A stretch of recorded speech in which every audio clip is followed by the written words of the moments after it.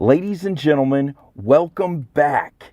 This is another exciting episode of Steady Focused. I am your host. I am your number one, Mr. SimeonHendrix. And guys, we are going to keep our pedal on the gas and we're going to jump straight into another value-packed interview. This week, we're on the line with Mr. John Gress, a dynamic photographer and director of photography based out of Chicago. His body of work is the stuff of dreams. Clients from NFL to Best Buy to Hyundai, Lexus, Mattel, Sam Adams. He's appeared in major publications such as Time, New York Times, The Washington Post, Sports Illustrated. His assignments included the 2010 Stanley Cup, 2008 presidential election of President Barrak Obama, and the 2006 Super Bowl. Guys, literally, I could spend this entire episode introducing John, but let's just jump straight into it. So, guys, please help me give a big, steady, focused welcome to my friend, Mr. John Gress.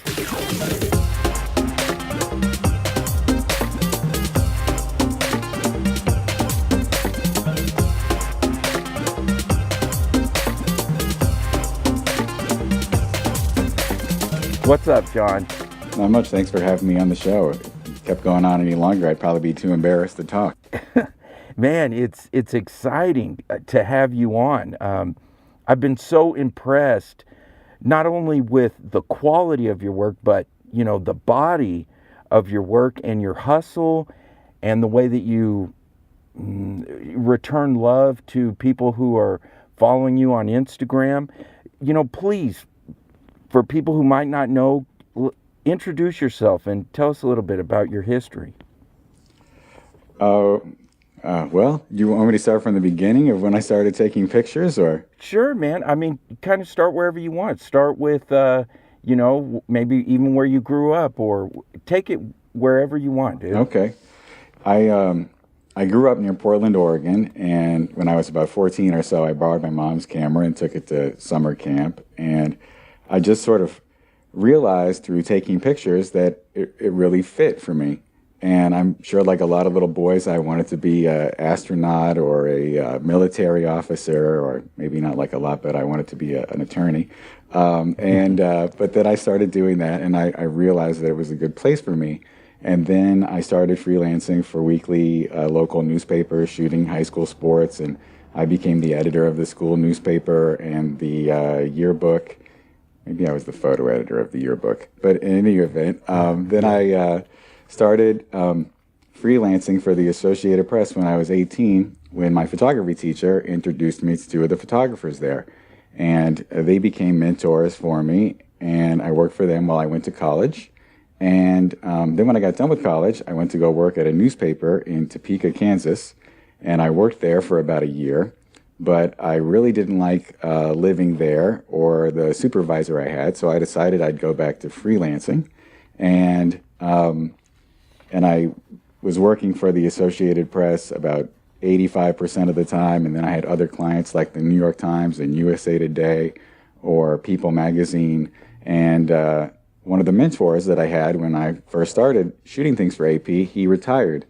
And I interviewed for his job. It seemed like I was probably going to get the job, and then they decided that they would transfer somebody there from DC. And so I had to find something else to do because there just wasn't, I couldn't make it with the 15% of the business that I had left. And so another older photographer I knew, he happened to know the guy that was in charge of Reuters for all of North America, and he put me in touch with him. And when I talked to him, he asked me to move to Chicago. And so I came here in 2003 and I started freelancing for them. And it started off at about 15 days a month and ended up around 20 plus days a month. And that's where I ended up shooting the Super Bowl, like you mentioned, and Obama's campaign and a lot of other events. And when the recession hit, they sort of stopped spending money, and as did everybody else. And then in 2010, when things started to get better, different clients started hiring me. And I think that was the first year that only half of my income came from editorial. And it's sort of gone down from there. But I've I've made the same every year. And so while I've pretty much stopped shooting things for Like news outlets and so forth. Yeah, news out, right. Yeah, then I have a bunch of other clients, and they might be video clients, and they might be portrait clients, corporate clients, or clients like the NBA or what have you. So it's just been a ebb and flow, and that's sort of how I've got to where I am today. That's awesome, man. I found you through Instagram, and I have just been blown away by these NFL rookie photos that you've been taking. And I believe, correct me if I'm wrong, John, but these are for some trading cards that are coming out. Is that right? Yeah. So I guess the funny thing about that I forgot is that when I was a teenager, I would collect these sports cards, trading cards, and my friend got me to go and try to get autographs from NBA players as they were leaving the game. And so I did that for a while. But then after I went to summer camp and I had my mom's camera, I thought, well, maybe I should take pictures of them instead of getting their autographs. And then I could like get prints made and I'd have them sign them and everything would be great, right? That was my thought process about that. And so over time, like as I got more into photography, I didn't do that at all anymore and didn't collect cards. Well, I still have the cards. They're in a box somewhere in a closet, but I haven't touched them in a long time. But it's sort of funny that 20 plus years later, I got asked to shoot portraits of the NBA and NFL rookies for their trading cards. So it sort of came full circle. And and so when you tap into young John, adolescent John, how does it feel when you're in the room with these NBA players and these NFL players?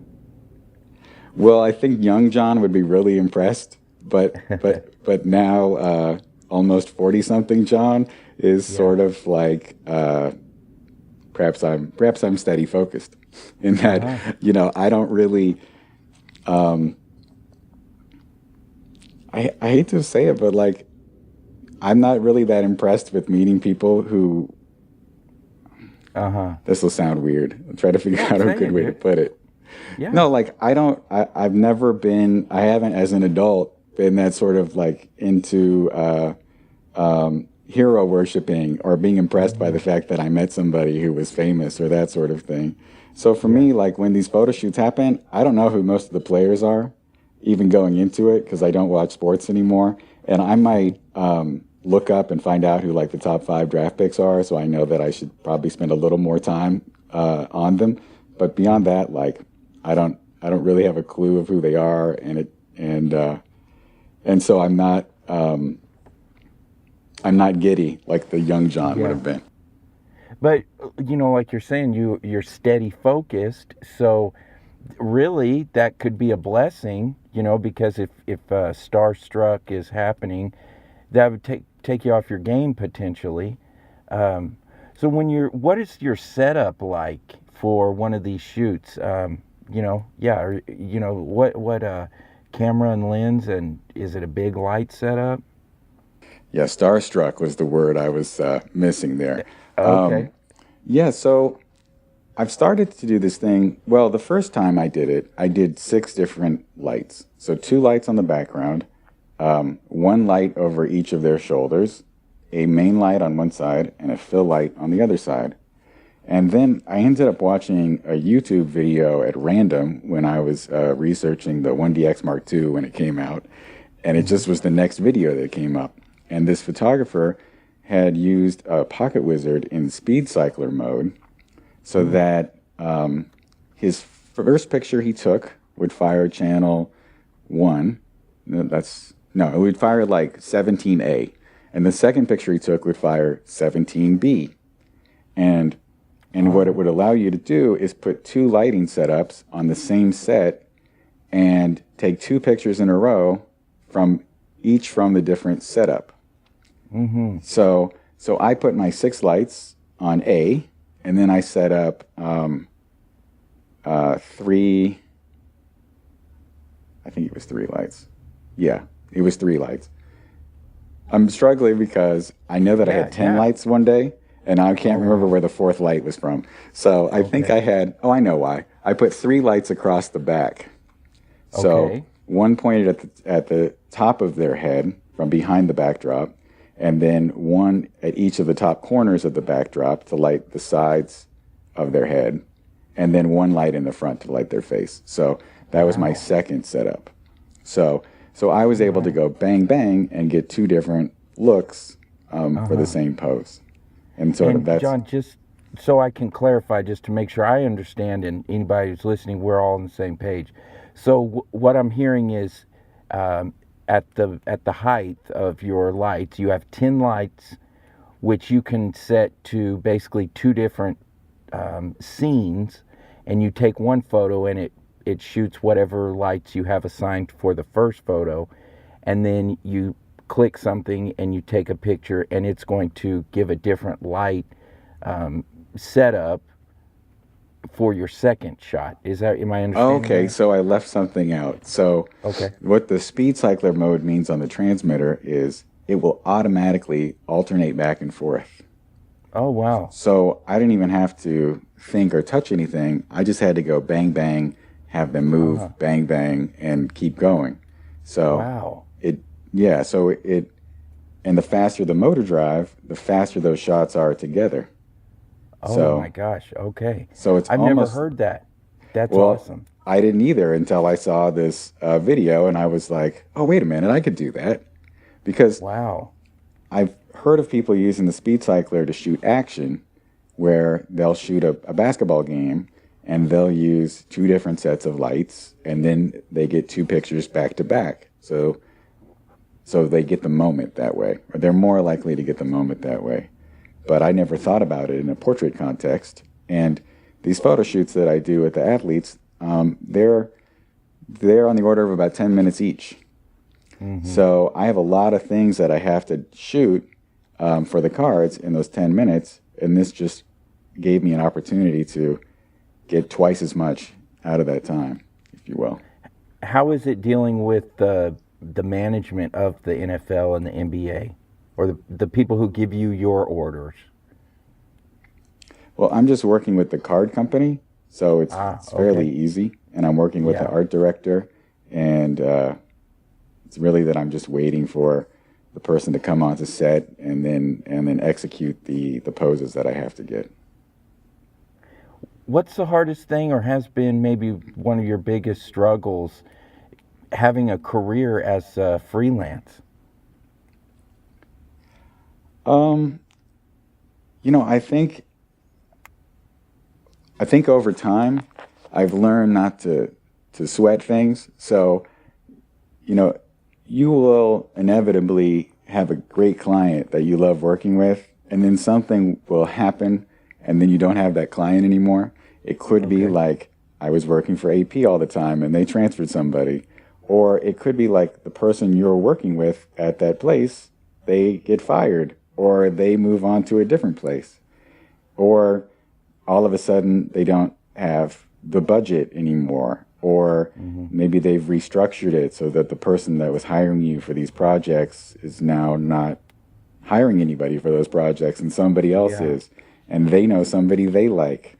So then you don't get those jobs. And so it's just sort of like recognizing that these things are going to happen, but you're going to be okay because other things are going to happen too. Like that person who may leave company A and go to company B, you might get both company A and B in the end. Or you may just get company B. Or, I had one client for almost 10 years, and they were hiring me for like $5,000 to $20,000 a year. And it was great. And I made it through 2 or 3 different contacts at that company.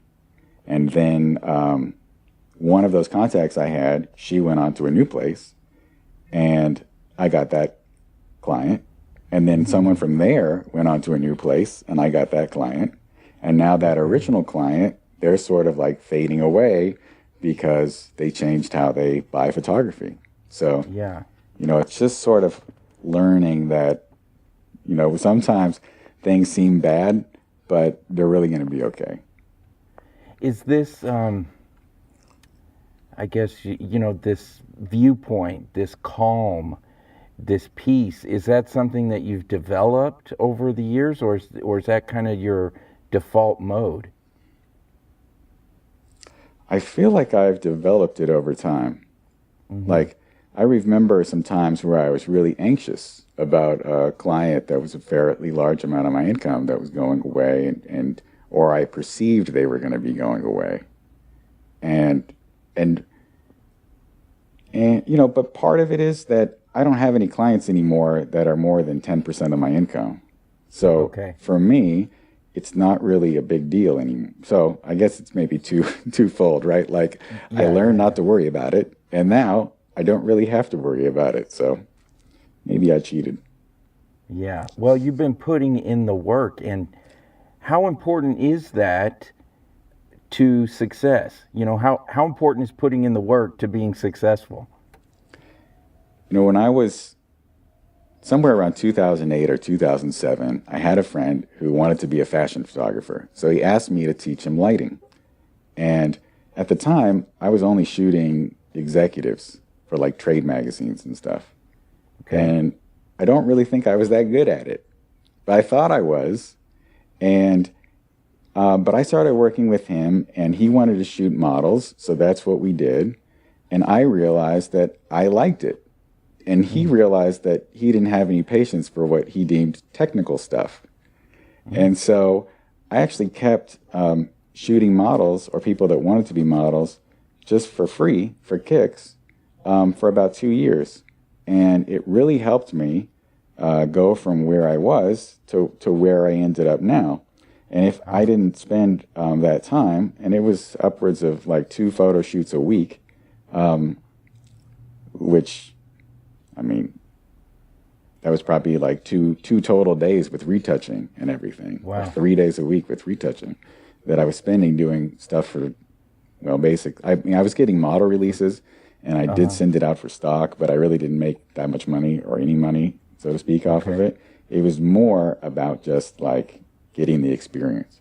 And it really allowed me to develop my lighting technique, or at least be able to like look at a picture on Instagram and have a much better idea of how to recreate it.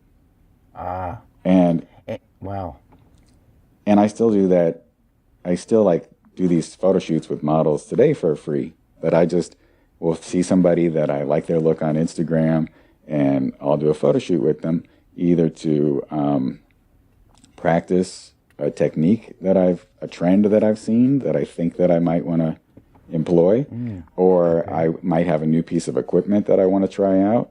And, before I roll it out on something where I get paid, or it's a high stress situation, I want to really know that it's going to work for that. So I'll do these tests, and not only does it give me content, it also gives me portfolio pictures. And, there was a time where I would have clients that might pay me, like, let's say $600 to do a photo shoot for a magazine. And then I would have a newspaper that might pay me $250 to shoot a portrait of somebody. And I had 2 different approaches. I had the $250 approach and the $600 approach. And what I learned over time was I was just cheating myself. And I thought like, I'll just use this simple setup and cut down my time that I'm putting into the shoot if I'm getting paid less, compared to going all out for the other shoot. And what I realized was that I was not developing the portfolio that I needed to keep going. And if I had just gone all in on everything, then I would get more out of it. So that's still what I'm doing today. Like, if I have somebody hires me to do a headshot shoot, like I don't scale back on that versus an ad shoot. I mean, I do in some regard, but not exactly. Yeah, and I totally get it. Working as myself, like we were talking earlier, I work at an advertising agency, and there's different pricing for projects, and it's a fast world, right? You're like, okay, let's go. We got to get this going. Like I'm sure the newspaper is, and the other editorial stuff that you've done. And absolutely, I have been there that I'm like, okay, I got to get this done quick. This, in my mind, I'm putting it in a category of doesn't mean as much. And so hearing you say that, I'm looking myself straight in the mirror that, yeah, I also have a bucket A and bucket B, like throw bucket B away. I don't want to show anyone I did bucket B almost, Yeah, I know Wow. what you mean. Yeah. So on your climb to where you are now, has there been a lot of projects that you've shot that, I don't want anybody to know? Has that been before? How long was that going before you had this realization of, I'm just going to do me? Um, I probably took that approach for a couple of years where, I, like, I know that I just experimented, like, let me try using speed lights, for instance, for a while, instead of using like full-size lights. That was some of the things I was doing. Or I was saying like, oh, let me try to use some small continuous lights instead of flash. And and so and there's not a lot of pictures from that era that I would put in my portfolio. And Okay. and that's where it really cost me. But I think like everybody, like all of us go out there and shoot something and it just doesn't work out sometimes. Yeah. Thankfully, like it doesn't happen often anymore, but I mean, it Yeah. does happen. Um, Okay. like you just get asked to shoot a portrait of somebody and you don't have a lot of time and there's nothing special about it. Like you do a workman-like job, but it's not like, oh, I got to put this on Instagram. Uh-huh. But And John, how do you protect yourself? Like you say, we don't have the time.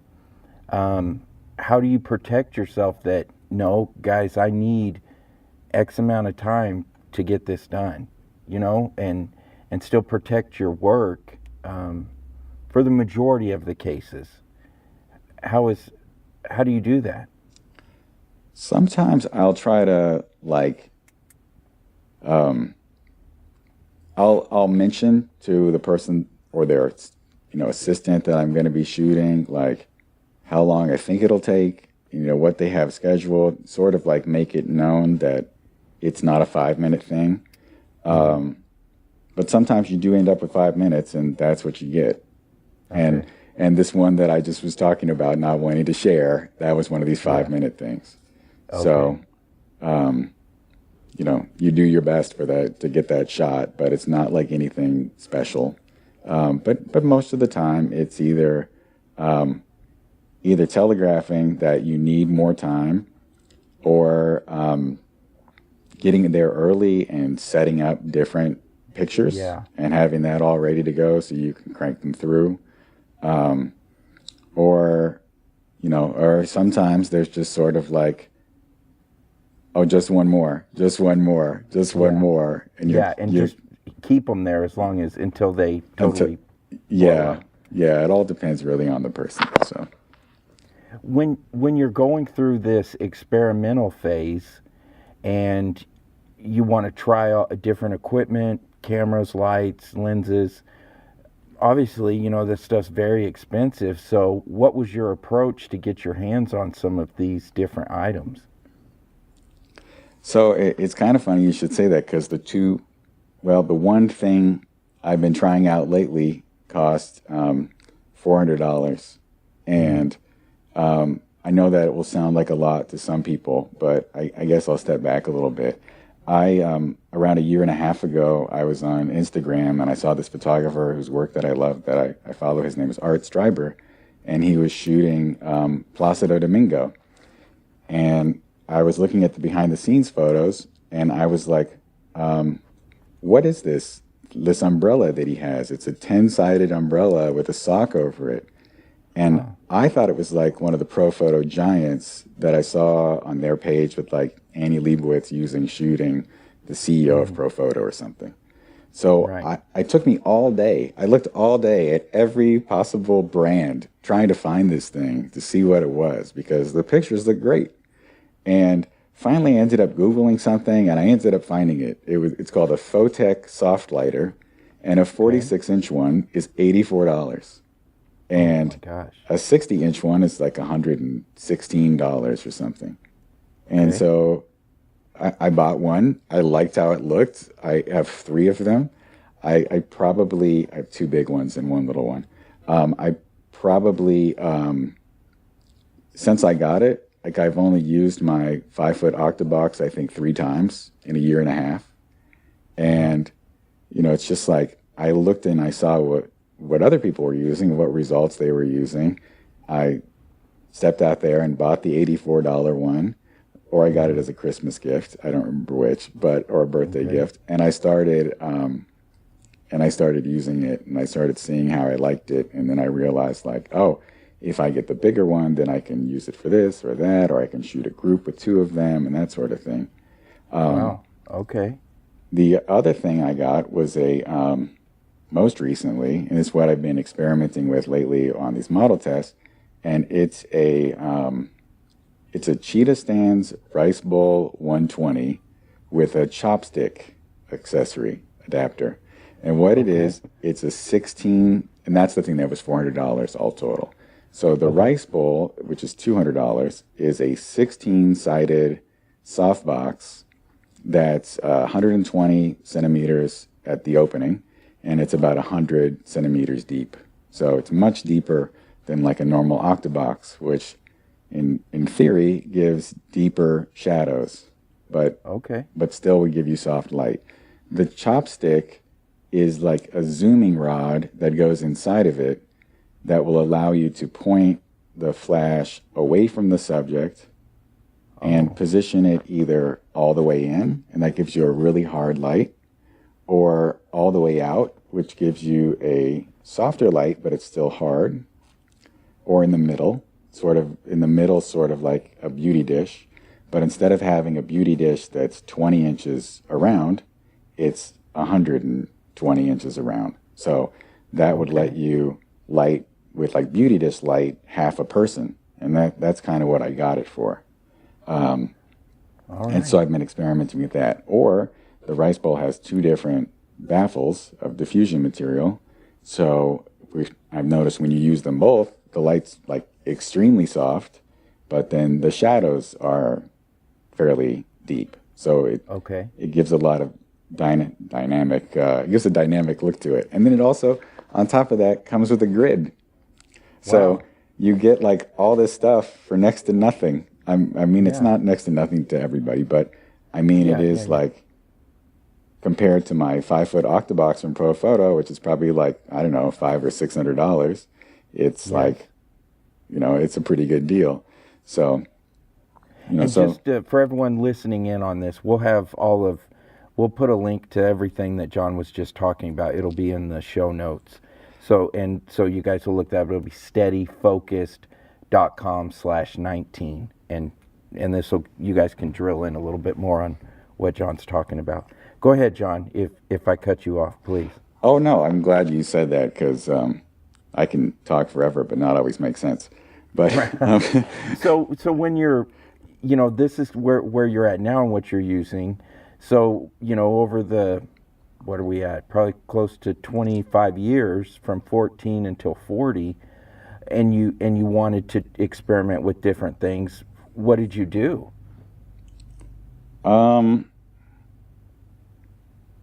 well, I mean,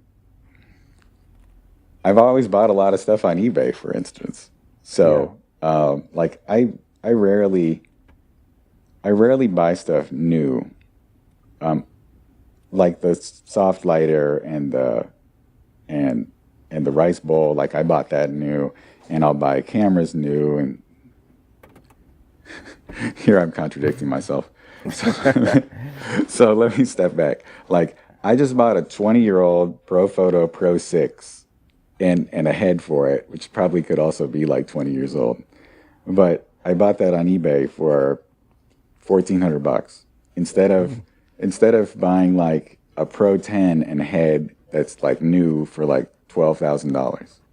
Wow. So it's like little things like that no, they're not little things, but that's sort of been my approach. Like, let me find a better way to get this stuff for cheaper, and Yes. it really doesn't matter that much, the difference. I mean, unless you're doing like water droplets, maybe it would matter, but otherwise, you're just kind of, going forward with stuff. So, what's been the biggest struggle, that you've had in your career to get to the point where you're at right now?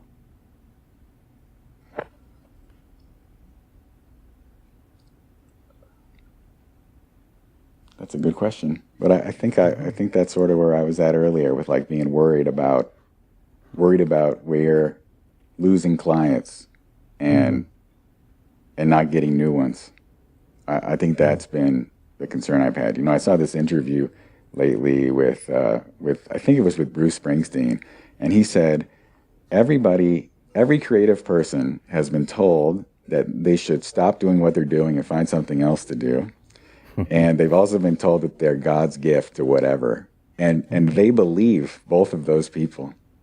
Mm-hmm. But, I think a good place to be is like not to believe both of them 100%, but maybe to believe both of them a little bit so that you stay grounded and stay very humble, but knowing that like just by keeping your head down and doing the work, like you'll get places. I see a lot of people on Instagram, they'll go out and they'll buy a bunch of fake followers in order to look really important. But I think people are going to see through that. Like I know this photographer who has 75,000 followers, and each of his pictures has 100 likes. Okay. So there's something way off there. Like, I don't think anybody's going to see that and be like, oh my God, like we got to hire this guy.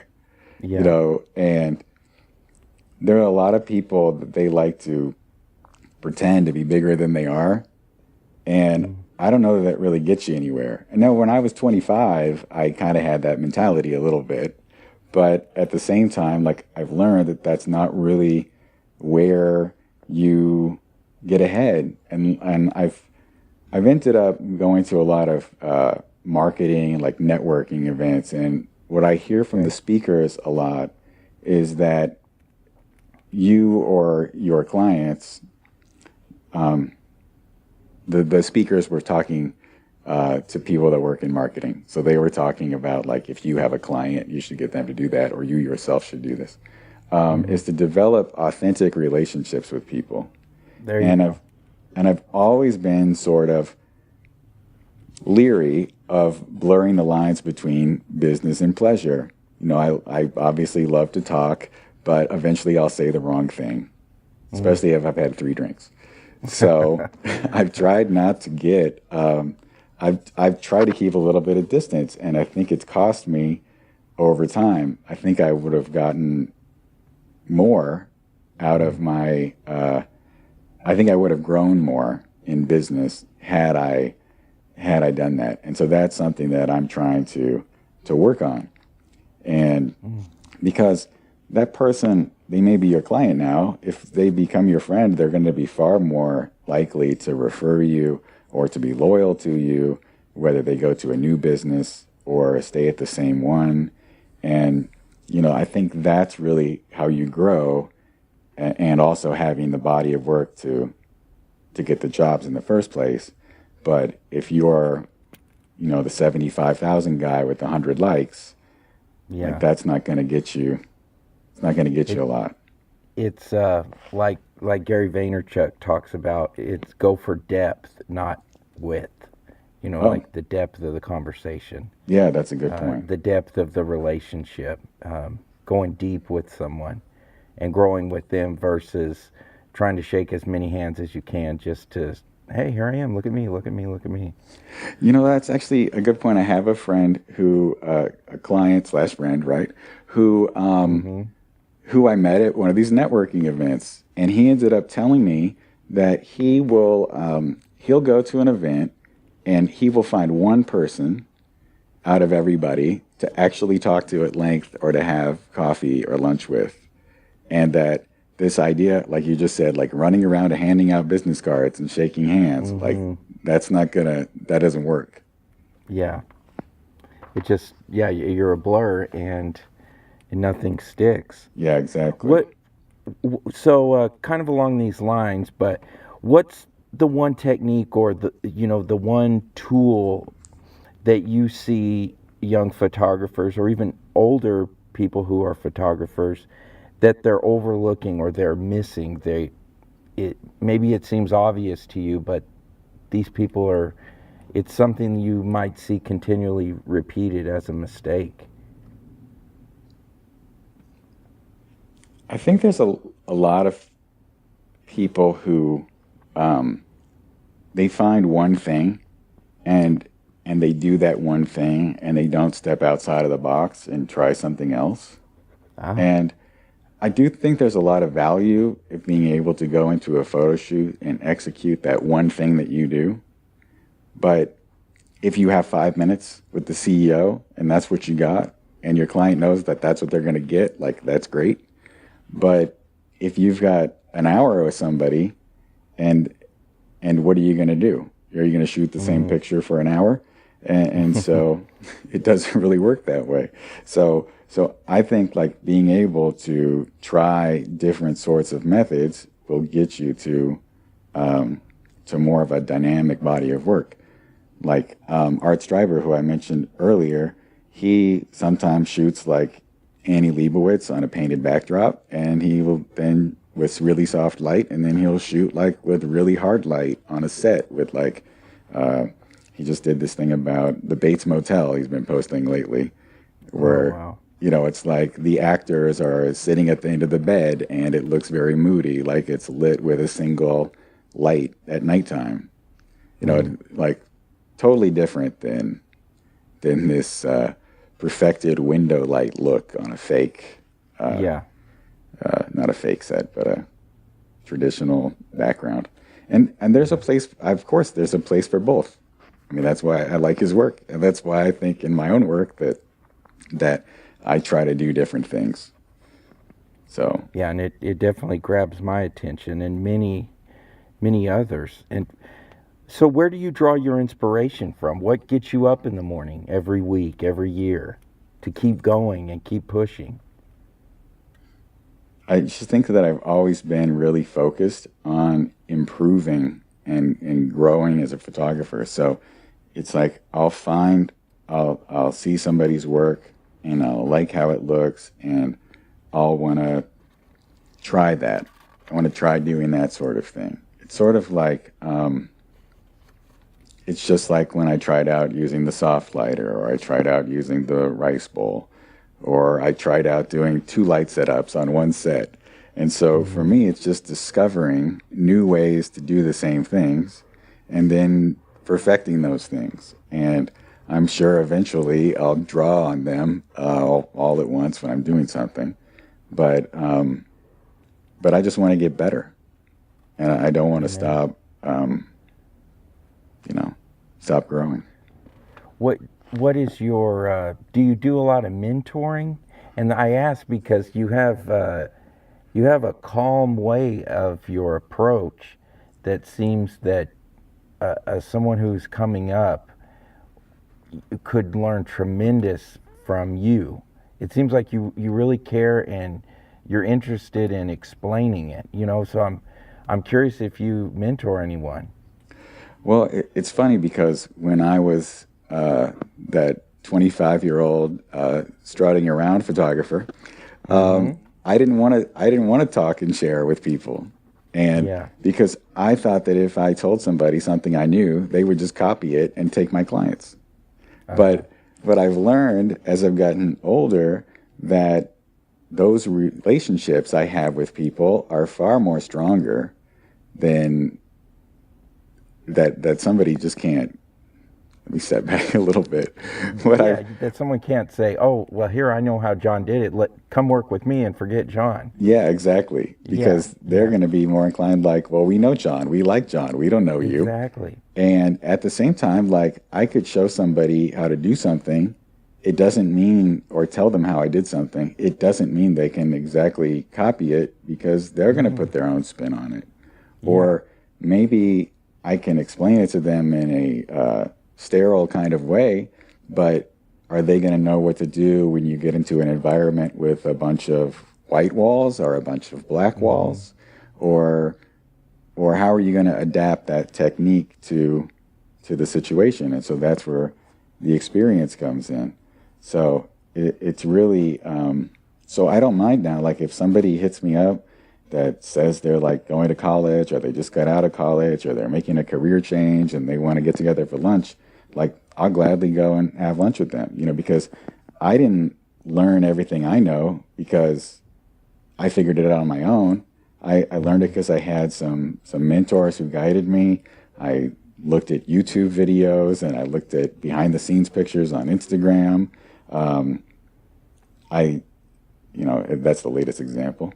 But I've just sort of always been consuming from and seeing what other people are doing in order to get to where I am. So it doesn't bother me one bit to share what I know with somebody.